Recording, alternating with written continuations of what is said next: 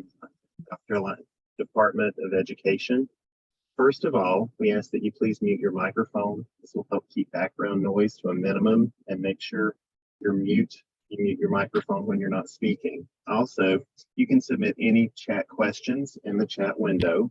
All presenters will have a moment for question and answers during the end of the session. Today we have with us Deborah DePaoli. I hope I pronounced it correctly. And she started her career in public education and community development at the age of 17, working with migrant farm workers and their children in Southern California. She served for years as a public school teacher and administrator, working with marginalized students, second language learners, at-risk preschoolers, and children of low-wage earners. Having now lived in South Carolina for 18 years, Deborah's passion for collaboration with her community has brought her to a place where she's now working full-time as a community organizer, engaging with families, agencies, and elected officials to advocate for children. Equity in education, access political power, and real opportunities for establishing generational wealth are some of the issues that Deborah is most passionate about. And of course, we'd like to thank you for your presentation today. We'd also like to remind members that closed captioning is available at the bottom of your screen. Once again, thanks so much. Wonderful. Thank you so much, James. I'm so excited to be here with all of you. I was sharing earlier that I feel a little bit like out of water. For 2 years, I sat in front of this computer and did virtual presentations, but now this summer has been, quote, back to normal, but not very normal. So this is my first time presenting virtually in quite a few months. I know that you will be, hello, Miriam, nice to see you. I saw my friend Miss Rivers as well. So happy to have some friends that I know as part of the group this morning. I'm going to share my screen at this moment. Here we go. Let's see how well this happens. Okay. All right. Is everyone able to see the screen and hear my precious voice? Absolutely. Okay, fantastic. This is a good thing. Thank you so much. So today, what I want to share with you is some ideas for creating ideal environments for student learning. There are a lot of things that are happening in students' lives that we have no control over, but we do have a lot of control over the learning environment that we create in our classrooms and at our schools. So I wanted to remind myself and all of us just to start with the question, why? Why does this matter? Why are we focusing on this? Why is this important? And I think that maximizing student learning, maximizing student potential is always important. It's always essential, but especially in the situation in which we find ourselves right now, where so much of students' learning has been disrupted over the last few years, and so many families have experienced so many difficulties. So I think more than ever, the work that we're doing is crucial, and taking the time to create that ideal learning environment is so important. And then as far as creating why is it important? Why do I need to think about the environment that I'm creating for my students?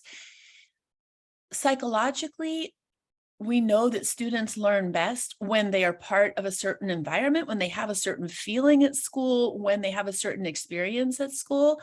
So we just want to be sure that we're keeping that in mind with all the work that we're doing.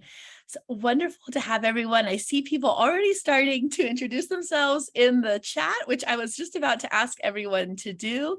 So Miriam Malpartida is with us from Richland School District 2, supporting foreign language families. And then we have Mr. Palmera, who is assistant principal at Long Middle School. And I never know how to say, is it Shira, South Carolina? I hope I said that right. And Miss Melqueen Rivers, we're so happy to have you here with us, Miss Rivers. If you would give a brief introduction of yourself, Miss Gina Coons, who is part of the Carolina Family Engagement Center, who, I have so many good things to say. Everywhere I go, I'm sharing the good news of the Carolina Family Engagement Center. So happy to have you here this morning, Dr. Coons. Ms. Rivers, share a little bit about where you work and what you do. We have Angela Lowry, assistant principal at Pageland Elementary School in Chesterfield County. So nice to have such a nice broad representation across the state. There's something I'd like you to share in the chat.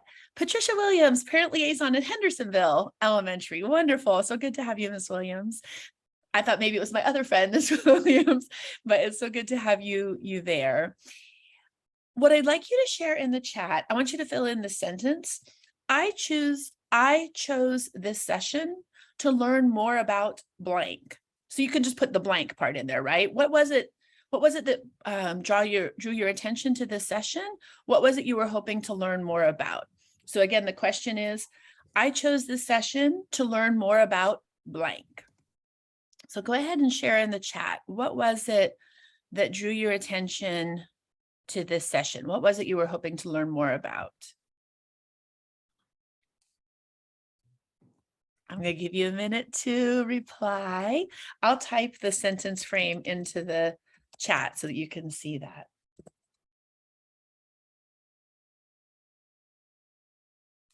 I chose this session to learn more about blank.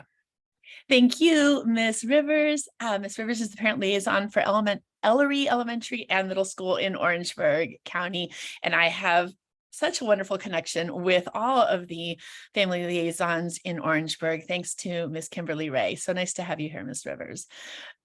Miriam Malpartida is here to learn more about culturally affirming practices. Yes, so important. Mr. Palmera Acosta chose this session to learn something new about creating a better environment for students in our school. Awesome. That's so good to hear. Anyone else want to share what they were hoping to learn from this session?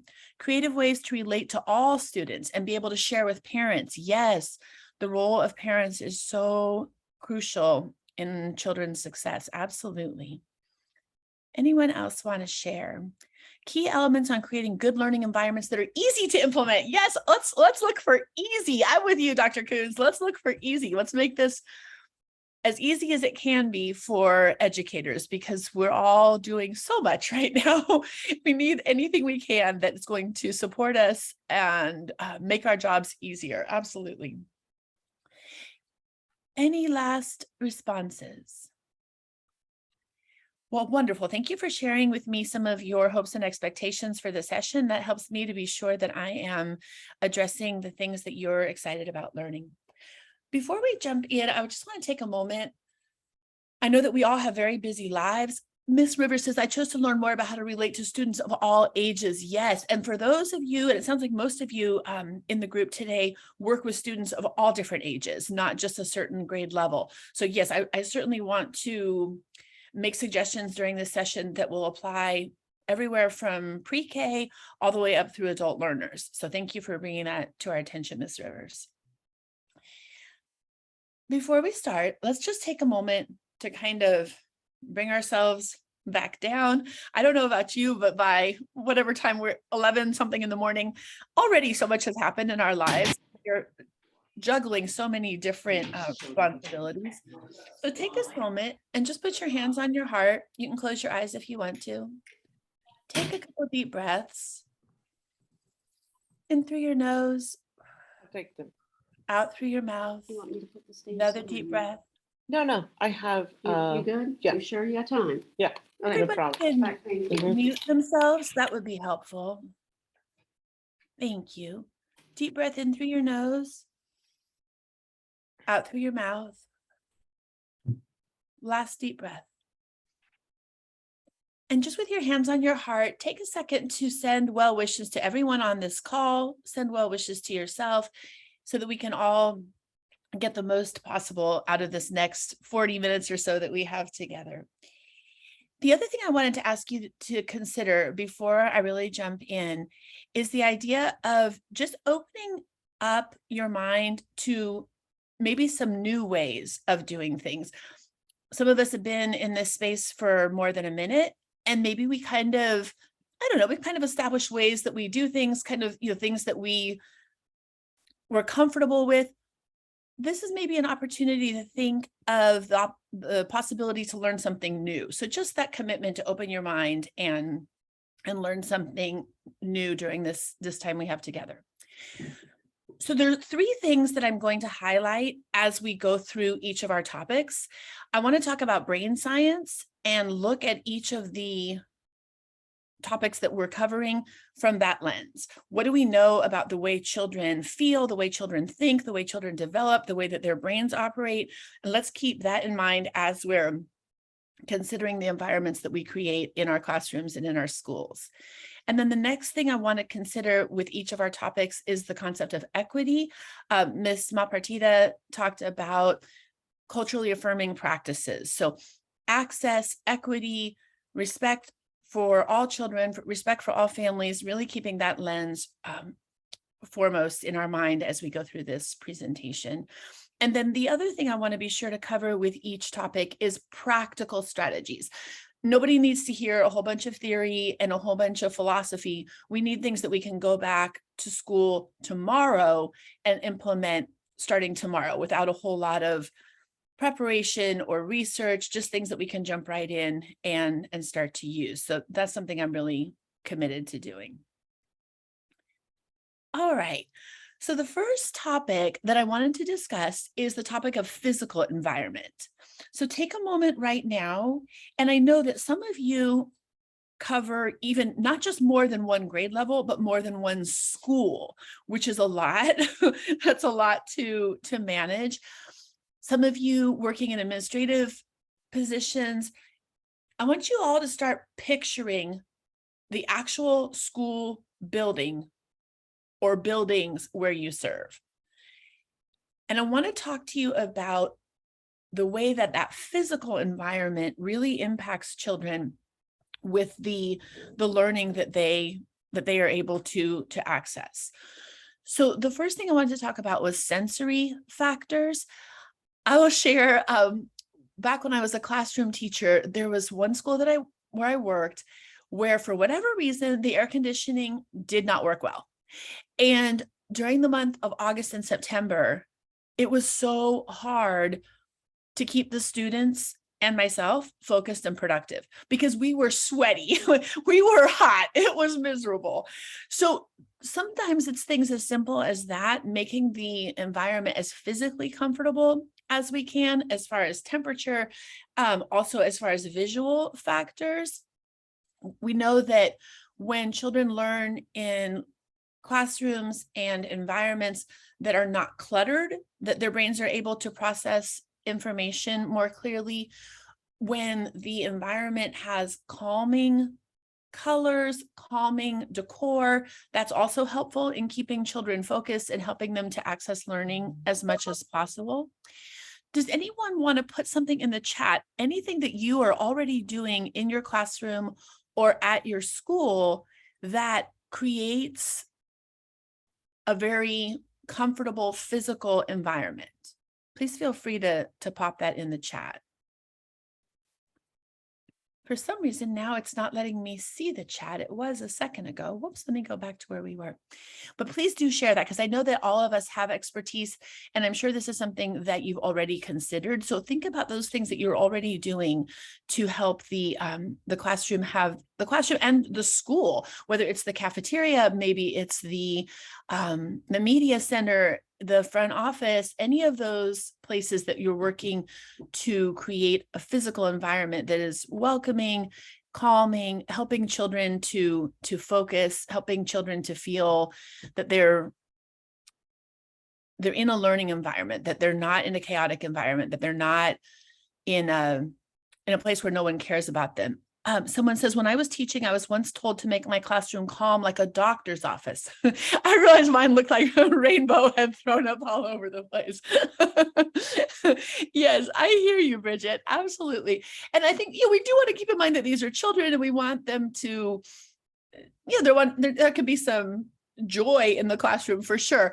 But yeah, I can totally understand what you're talking about of a rainbow throwing up all over the place.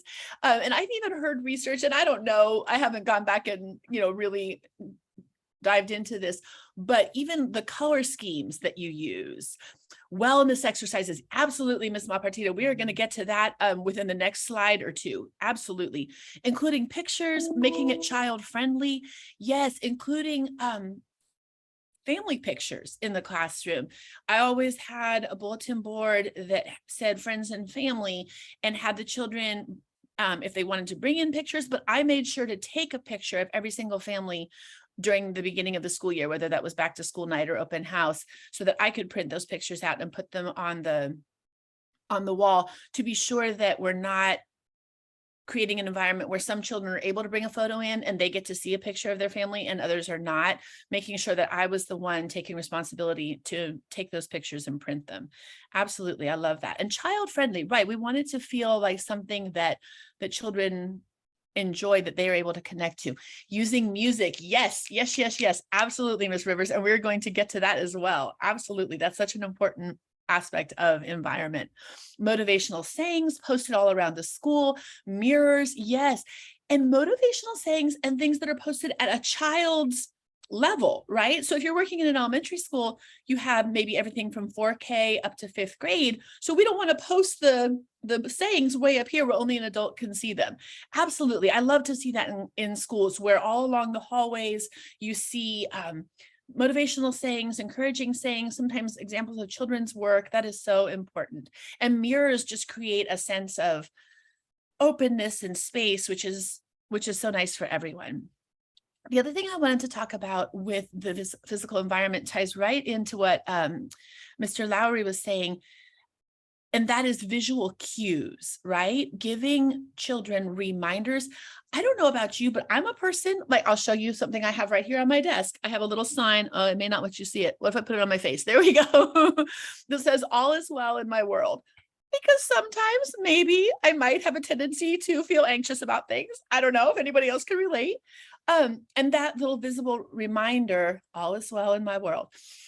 Okay, let me take a deep breath and relax. So those visual cues for children can be so important as well. Freedom of movement. Yes, Ms. Rivers, we're going to talk a lot about that. That's so important. Setting up a classroom for kinesthetic learners. Yes. Realizing that so many children need to touch things and move them and manipulate them in order to learn. We're going to jump into that as well. I don't know why I showed up today, because I think that all of you could have easily covered all this material. I could have just sent the email, the PowerPoint to Mr. Ritter, and the rest of you would have taken care of it. Absolutely. Something to think about is making the classroom the second teacher. So putting things up in your classroom and along your halls that are sending, whether it's an emotional or encouraging psychological message, or whether it's content information, so that the classroom itself is providing the children opportunities to learn. And then using what you have to set the tone. So going back to that physical environment, when you step into a very fancy restaurant, you feel kind of that sense of like, oh, this is so nice. There's the white linen tablecloths and the pretty glassware and the dishes. And it feels a whole lot different than stepping into a McDonald's, right? Maybe you are there to celebrate an important family event or accomplishment. It has a different feeling in that kind of environment than someplace else. And someone mentioned doctor's offices. Absolutely. A doctor's office is meant to feel clean, welcoming, calming, because a lot of us feel anxious or nervous when we step into that environment. And that kind of a setting helps us to be able to focus and bring our emotions back into a calming space. The last thing I wanted to talk about with physical environment, I love this phrase. I heard this years ago. We want our classrooms to provide both mirrors and windows. And I'll explain what I mean.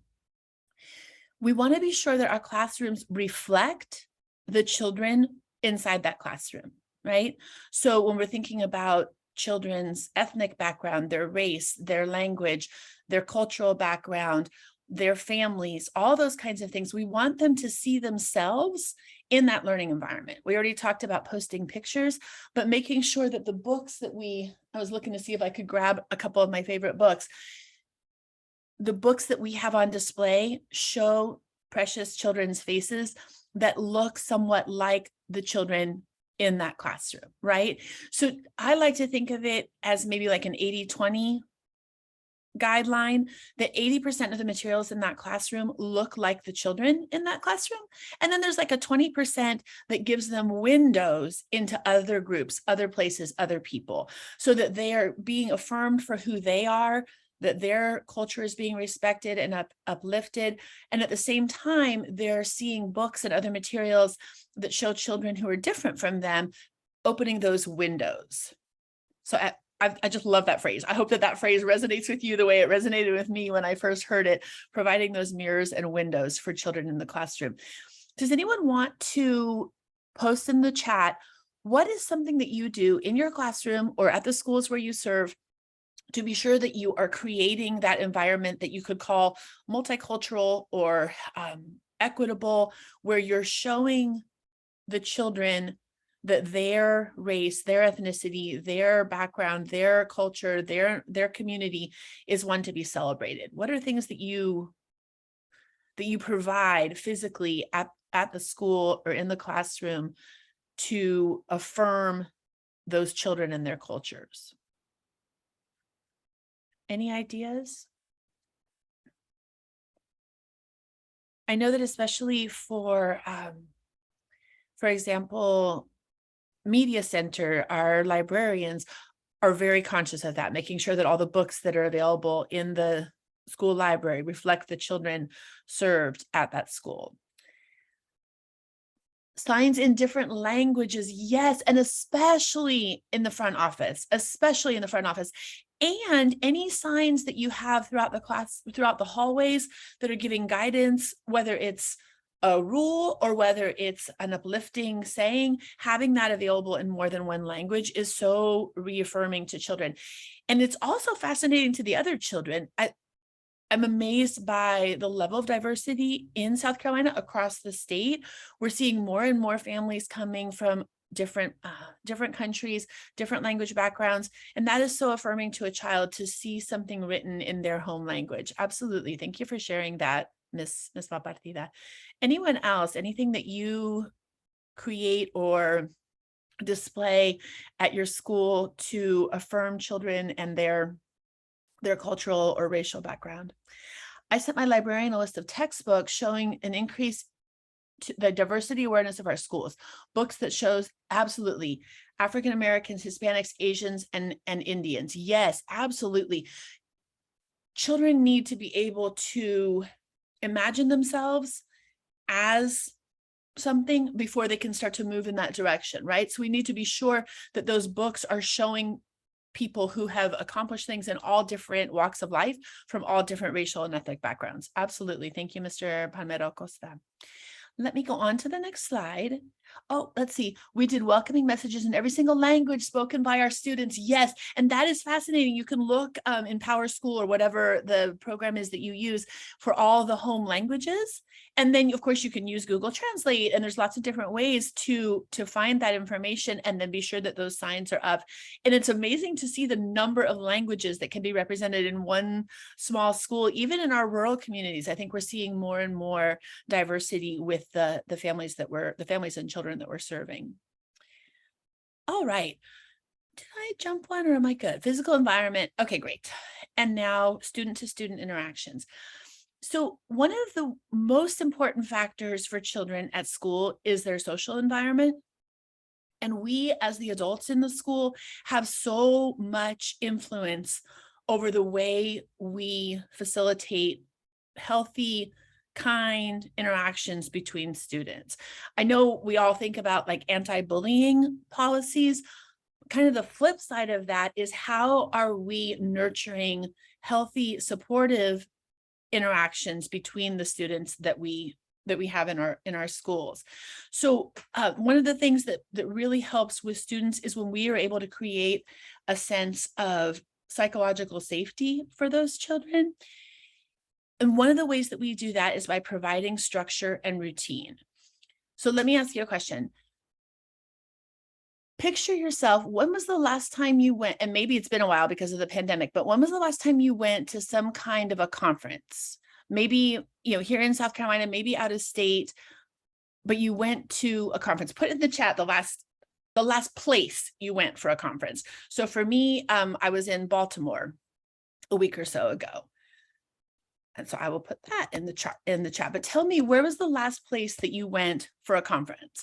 And I know that we're doing a lot of virtual things, but I'd like for you to think of the last time you physically went to a conference. So maybe it was before the pandemic. Let me see those places that you've gone. Myrtle Beach, thank you. Where else have people gone in the last couple of years, in the last 3 or 4 years to a conference? Myrtle Beach. Okay, popular location. Myrtle Beach. Okay, everybody went to Myrtle Beach and nobody invited me. What in the world? I can't believe you people. Next time I expect an invitation. Columbia, very good. Who else? Who else has been to a conference in the last 3 or 4 years? The reason I'm asking you to think about this is because remember that feeling you have when you first show up at the conference, right? Like you have the address, you have the basic information, but you show up at the conference and then you're trying to figure out, maybe there's like an app that they sent you that you're supposed to look at to figure out where you're supposed to be, or maybe you're supposed to look through this long, complex program for the conference and you're trying to figure out, it says, Palmetto Ballroom B. And you're like, oh my gosh, where's Palmetto Ballroom B? And you just kind of have that, I don't know, that feeling of insecurity for the first little time that you're there. Like, where am I supposed to be? Where is that conference room located? What do I have to have with me?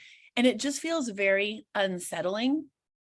And a lot of that is because we're stepping into a new situation, right? So when we're thinking about children and they're stepping into our schools, even a child who was at school with us last year, things change over the summer. They're in a new grade level. So stepping into that new environment, just the way we feel stepping into that conference space, providing them with the structure so that they know what's to be expected, really helps to create that sense of psychological safety. So when we have a school where the structures and the routines are clear, where they're posted, where they're simple, they make sense, that really brings to our students a sense of a safe environment. And that sets them up to have those really positive interactions with each other. So keep that in mind. Even when we go back to that idea of the physical environment, are we communicating our expectations to the children so that they can feel that sense of security and they can know what's expected of them? And then are we providing opportunities to connect, to build community among the students? Is that something that we're prioritizing? I remember when I taught first grade years ago, and we had about 7 first grade classrooms at our school. It was a very large school. Every Friday afternoon, when the last group was done with lunch, we took those carpet squares, you know what I'm talking about? Like we used to get them, we used to go to the, I don't know, Home Depot or whatever, and they would give us their old carpet squares. So each child would hug a carpet square and walk up the hall to our cafeteria multipurpose room, were the same. And then we would all sit on the floor in this huge room and do a sing-along every Friday, the whole first grade community. And that just created such a sense of connection between the students in each class, but then all the first graders, right? And even for us as teachers and instructional assistants, it gave us a sense of like, we're the first grade team. This is who we are. This is how we connect. So looking at those kinds of opportunities where we're not just delivering curriculum, but we're really helping the children to build community with each other. Dr. Kuhn says, absolutely, clear, concrete expectations and instructions are key and posted visibly and easily accessible. Yes, and for our younger learners, I would say up through 2nd or 3rd grade, it's really helpful if there's a visual reminder along with the words, right? Children who are still under the age of 8 are still concrete thinkers. So when they're able to see a picture that says, I don't know, walk on the 3rd tile or something like that, then that sinks in more easily than just the words. So, and it never hurts. It never hurts. Friends, I want you to notice, I'm challenging you to pay attention to this. Over the next week or so, when you're out and about in public, when you're at the grocery store, when you're at a restaurant, when you're shopping, whatever, I want you to notice how many sets of instructions meant for adult eyes have a visual component, because they know that people are going to internalize the information more if there's a visual component. Think about like fast food restaurants where they don't want you to throw away like the basket or the little tray. So where the trash can is, there'll be like a big sign that shows a basket and like somebody throwing it in the trash can at a big red line, like, please save our baskets. Please don't throw away our baskets, because that visual is so key, so important. And then I wanted to point out, when you're able to create that psychological safety first, that's foundational. And then when you're building connections between the students, that really frees you up to teach. That really frees you up to focus on the learning goals that you have for the students at your school. And I'll give you an example. My first year teaching, I taught kindergarten in California, and kindergarten in California in many places is still half day. So I had, count them, 32 children in the morning. And then my partner teacher had 32 children in the afternoon. So there was a 20-minute overlap where we had 64 children in the room. And then in the morning, my partner teacher was like my second instructional assistant, and I did that for her in the afternoon, right? We were both brand new first-year teachers. I don't know what the principal was thinking, putting two brand new people together, but there we were. And I was thrilled. I was excited. I was so happy to be teaching. What I started to notice in my classroom was this. I'd have a child come up who had practiced writing their name. So they came up and they brought me the paper. Look, maestra, look, I wrote my name. So I, oh my goodness, look at you, you wrote your name. Oh, wow. Okay, so what happens when you react that way to one child? Now 31 other children come up to you and say, maestra, look, I wrote my name. I was so exhausted by the end of every day from providing all of the connection and encouragement in that classroom. And I started to realize that I needed to facilitate those connections between the children. So when, we'll say, Elizabeth comes up to me and shows me her page where she's been writing her long name, instead of me reacting, I say, oh, go show that to Tomas. He wants to see your name. And then teaching the children how to connect with each other, encourage each other, affirm each other, so that I'm not the only person in the classroom or in the school that is lifting children up and encouraging them. And then I'm more free to do the work that I need to do as the teacher, and the children have a much better connection with each other. Another concept that I wanted to remind you of, when the least, quote, popular student in your class or your school feels safe, then you can know that every child does. And I'll give you an example. I was teaching 8th grade at a public school, and like, let's be honest, like 8th graders, I love them. It's my favorite group to teach, but let's also be honest, like they need special handling in a lot of ways, right?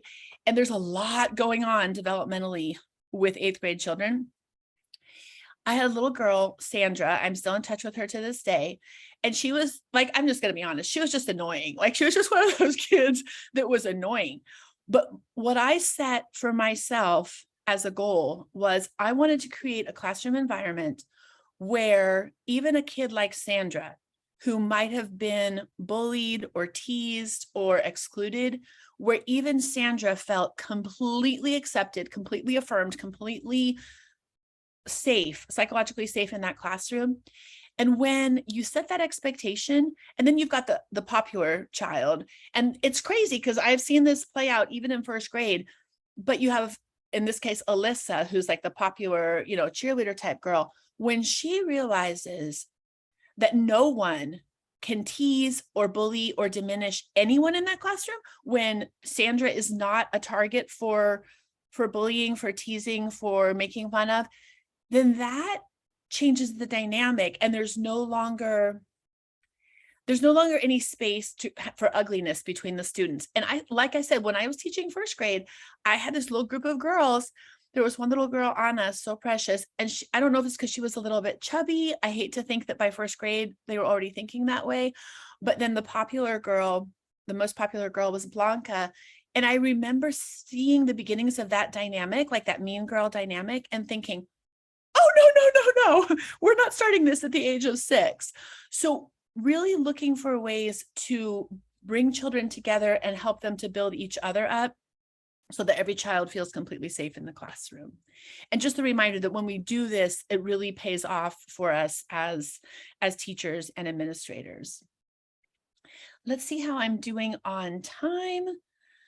I want to be sure I don't get to the end and have no opportunity to say things at the end. So the next thing I wanted to talk to you about was family and parent engagement. And I saw a lot of comments in the chat earlier. I know we have a couple different family liaisons in our group today. When you think about the influence that families and parents have on their children, it is absolutely crucial to partner with them. And I've worked in public education for more than 30 years, and I've seen the full gamut. I've seen schools where parents feel humiliated, they feel excluded, they feel diminished, they feel unimportant, they feel unwelcome. And I've seen other schools where parents feel like they are treated like kings and queens when they walk in the door. So some reminders and tips about that. We want to be sure we're starting with a strengths-based approach. I remember years ago, I was working on a committee and talking to a gentleman who was working for a state agency. And his comments to me were, oh, these parents just don't even care. I mean, that's the bottom line. These parents don't care. And it shook me because I thought, oh my goodness, you're a person in a position of leadership. And if that is your belief underneath, if you believe that parents don't care, of course, you're not going to create an environment where parents are welcome and empowered.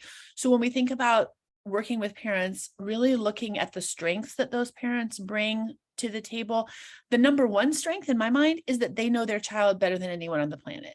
So especially if there's a challenging situation with a child, making sure that we're partnering with the parents rather than fighting against the parents so that we can tap into their expertise. And another thing I think we want to keep in mind is ACEs.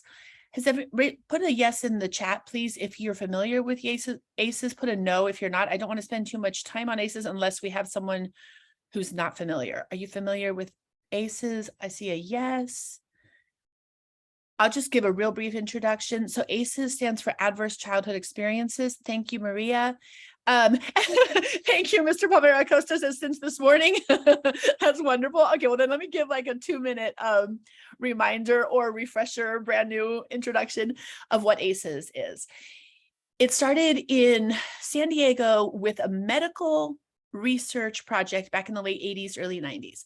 And what physicians there were doing was interviewing their adult patients in their 40s, 50s, and 60s who had chronic health conditions like diabetes, heart disease, high blood pressure, high cholesterol, those kinds of things. And they started to see a correlation between adverse childhood experiences, things like abuse, neglect, poverty, violence, those kinds of things that would have been very traumatic to young children, and the health outcomes 30, 40, 50, 60 years later. And there's an incredibly strong corollary, even causational relationship between those things. If you Google take the ACEs quiz, it'll pop right up for you. It's 10 questions. So it's things like, was anyone in your family ever incarcerated? Did you ever witness violence in your home or your neighborhood? Was there an adult family member who was troubled by addiction issues, alcoholism, or drug addiction? So some of those kinds of things that are obviously very, very difficult for children to manage. So I really encourage you to do that. Take a minute later today and just go to Google and put in take the ACEs quiz. When we think about that kind of a thing, oftentimes the parents, not just the children, but the parents who are part of our school have a very high ACEs score. So, some people have literally a score of 0. Some people have like in the high, 7, 8, 9. And what that means is that they have had to overcome incredible setbacks. It has a physiological impact on your brain development, on your physical health. So just keeping that in mind as we're serving families. And those of you who have worked in public ed for more than a minute, you've had this situation where a parent comes in, they're very angry, they're very upset, they're very hurt, and they have a lot to say, and they don't always say it in the most polite or respectful way. But knowing that person may have experienced very, very difficult traumatic events can help us to have more empathy so that we don't take offense at what that parent brings with them. Ms. And then DePaoli, we have about 10 minutes. Okay, great. I'll wrap it up because I appreciate that, Mr. Ritter. These are the things I feel so passionate about. I could talk all day. So just making sure that as we're planning opportunities at school for parent engagement, we offer a lot of different opportunities at different times of the day, even on weekends sometimes, so that we can accommodate families' work schedules, and making sure that we're celebrating cultural differences within our school family. That as well. Let's see. And then communication, we kind of talked about this earlier, but making sure that the way we communicate with children, with families, with each other is clear and assertive, not using a passive tone. And I see this more, if I'm going to generalize, with female teachers and more with early ed teachers, like, boys and girls, is everybody ready to put away their toys and come sit and listen to a story? No child wants to put away their toys and come listen to a story. No. So when we're asking things in a very passive tone, we're giving away our power as the adult in the classroom. And then on the other end of things is that aggressive behavior, making sure that we are never modeling to children or to families that kind of bullying or aggressive tone that we would never want to see a child use with another child. And then using multiple means of communication. The school district where my children attend, I think, does a really great job with this. They have an app, they send you emails, they send you texts. So it's like, makes it so easy to keep up with the things that are happening because you can access the information through multiple streams. And that's the same for parents and for children. When we give instructions in the classroom, make sure that we're giving them verbally. We're also demonstrating so that the children have different ways to internalize that information. And then thinking about language barriers, processing barriers, children who are maybe have an IEP, children who are neuroatypical, making sure that the way we're communicating in the classroom and at the school is respectful to their needs as well. There are a couple of quick quotes that I wanted to share with you. This one, whoops, here we go. Every kid is one caring adult away from being a success story. And at any moment, you might be that caring adult for a child. And then the other one, every kid needs a champion. Both of these are TED Talks. If you want to jot down those names, if you haven't seen those TED Talks before, Josh Shipp and Rita Pearson. And then if your relationship with your students, provide the structure and nurture, provide those guidelines, those expectations, and then provide the warmth, the connection, the affection, the affirmation as well. Kids need both of those things. So keeping that in mind in the way you set things up. And then going back to my precious Sandra in 8th grade, if you can challenge yourself to connect with the most difficult child in your classroom or the most difficult children in your building, and when I say connect, that's the key word, where you're really creating a connection with those children, because that connection is what's going to lead to willingness and cooperation. We don't want children doing what we say because we've bullied them into doing it. We want it to come from that authentic connection that we have with the child. And I think it's also really empowering for us to think about the fact that we're modeling healthy relationships to children. Children don't always see healthy relationships between adults in their home life. So when we're able to model those healthy relationships at school, that's a very powerful example that we can set for children. Okay, so now we're at the questions part. I'm also going to put this last screen up that has my email address, has my phone number, that's my cell, so you can text me. Anything that I can do to be of help. If you want me to come and present to your parents, because that's my favorite, I'll drive anywhere in South Carolina to come do a parent presentation. I would love to do that. So please do keep my email address and my cell phone number if I can be of help in any way. I'll leave that up for another minute before I stop sharing my screen, but I'm happy to take questions at this point if anyone would like to ask a question.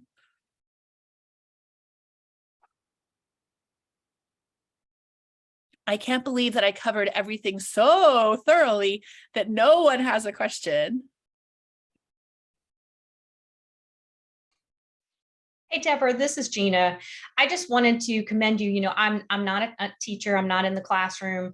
I'm actually, as you know, I'm a behavioral psychologist. And so everything that you're saying, I just want to really give a shout out to you, because everything that you mentioned, I think, is so important. Those are some of the key things that I would definitely, I couldn't have done a better job myself. So I think that if I would just challenge everybody that no matter what context you're in, anytime you have the opportunity, really it works for adults too, but since we're talking about communicating and connecting with children, I would just say that some of those key takeaways, you don't have to be the teacher, the principal, the bus driver. You can be a person walking down the hall, interacting with students infrequently, and smile, say something complimentary, provide a clear, I love the way that you're walking in the hallway. And that really can, those things that we take for granted every day as adults are so important, because kids are learning all the time, whether we're trying to teach them or not. And a lot of times they're getting the wrong messages. If they're not getting reinforced for the good things they're doing on a regular basis, then then they say, well, that didn't get me anywhere. Let me try something else. And so I do think that it's so important to come from that place of, I want to invest in every child that I have an opportunity to interact with. So thank you so much for the good work that you do. It's totally my pleasure. It was so good to be here. And I feel the same way, Dr. Coons, when, you know how in your normal grown-up day-to-day life, if you, I don't know, you're out getting your mail out of the mailbox and a neighbor walks by and goes, wow, those shrubs are looking great. And you're like, well, thank you. I mean, yes, they're beautiful. Okay, great. Like, it lifts our spirits, right? Just that positivity, that connection, it makes a big impact on us. We're a lot less vulnerable than many of the children we serve. We have a lot more, quote, power in our lives than those children do. So when we take those opportunities to encourage them, and I like what you said, Dr. Coons, in a very authentic way, right? We're not, I did such a good girl, I did such a good boy, oh my goodness, like that's pretty much meaningless. But when you're able to say, when you walk in the hallways, everyone is safe and it's quiet so people can learn. Look at you, you're doing so much to help your friends. So the child understands the real impact of the behavioral choices that they're making. And like you said, they get that affirmation that sends that message that I do better making positive choices than difficult choices. I love that, Dr. Coons.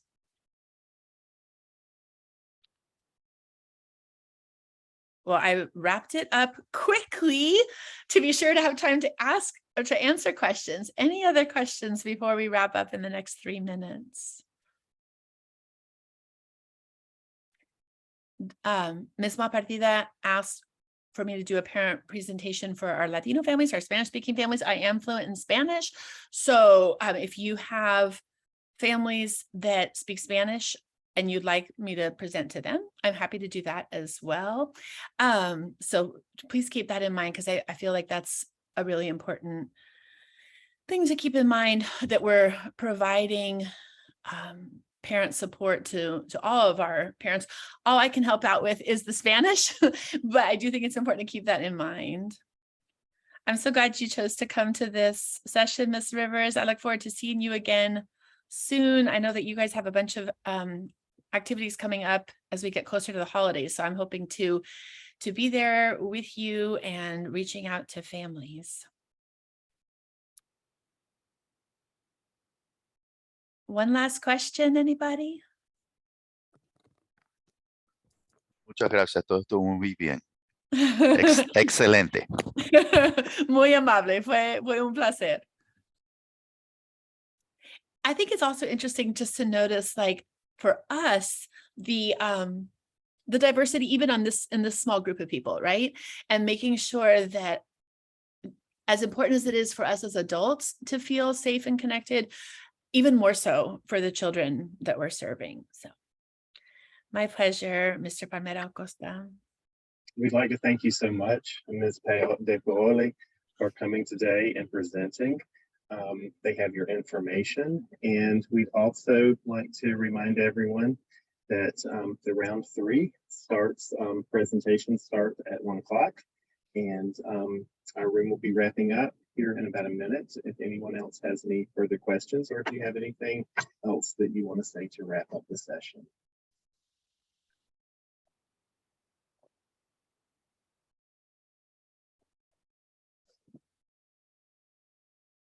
Well, thank you, friends. It's been a wonderful 50 minutes spent with you. I hope you enjoy the rest of your day, and thank you so much for this opportunity.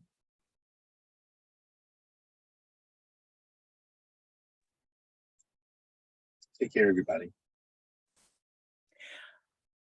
I see that Ms. Williams asked if I can share the presentation. Mr. Ritter, I don't know if that's something I could, I think I already emailed it to,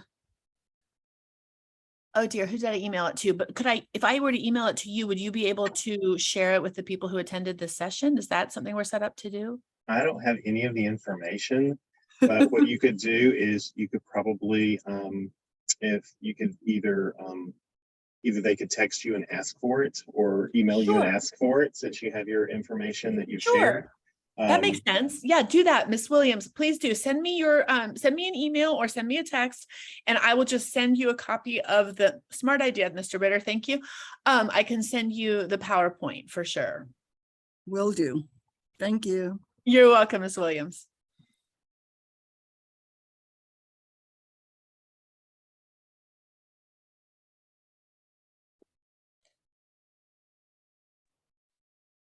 Great job. Thank you. Sure. Really nice job, Deborah, as always. I mean, you do such a nice